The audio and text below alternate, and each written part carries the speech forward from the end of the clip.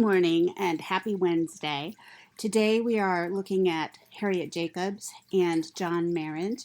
But before we move forward, I wanted to add one more thing because as we watched the Trevor Noah video to come up with ways to discuss African American studies, this term critical race theory kept jumping into the discussion, and I want to make sure we have some kind of a definition of critical race theory.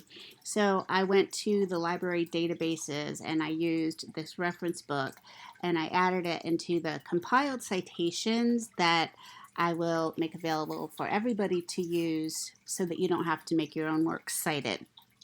So in a nutshell, critical race theory is a way of explaining racial inequality. So I think there are two ways you can basically explain inequality.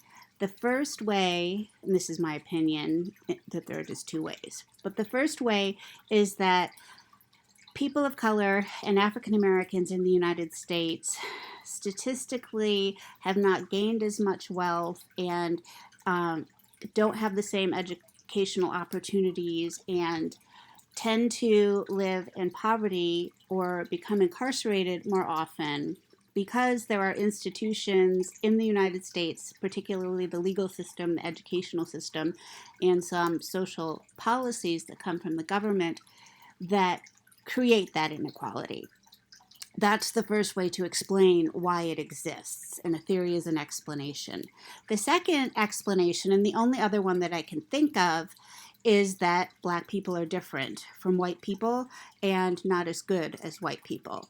So to me, it's either the first explanation, which is part of critical race theory, or the second explanation, which is what I would call a racist idea because it says that people are fundamentally different and that race is something that is real and biological and causes difference among human beings. So I really disagree with the second explanation, but it's hard for me to come up with others. So to continue the quick review, critical race theory grew out of the social justice movements of the 60s, as we saw with African American studies. It developed more when the Black Power movement kind of faded into the background. And it focuses, like I said, on laws, social practices, and institutions.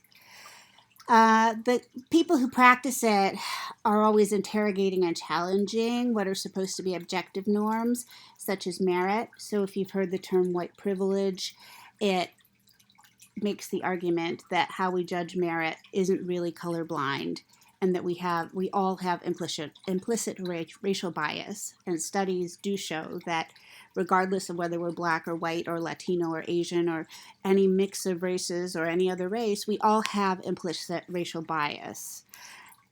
And it's something you have to work very hard to overcome, regardless of who you are. And the many movements that created critical race theory, as you can imagine, are the same movements that created African American studies, but also the movements that created women's studies, which appeared around the same time as Black studies.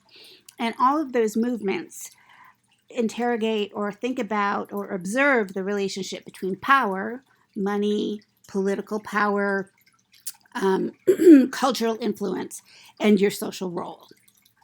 Excuse me. Lastly, criticisms of critical race studies. First of all, critical race studies takes into account experience and narratives from individuals who tell stories because it claims that many people's story doesn't get full representation or that we don't understand the story of many people in society. For example, George Floyd's story. How many of us can truly understand what brought him to that day? The other critique is that critical race studies doesn't always use empirical data. The reason I like the video Lessons of Hayti is that I think it uses a lot of empirical data and facts to explain inequality. And I think the Lessons of Hayti is a great example of critical race theory or critical race studies. So I'm hoping that helped you in saying what you want to say about the text we've read so far. And as always, let me know what questions you have. Have a great day.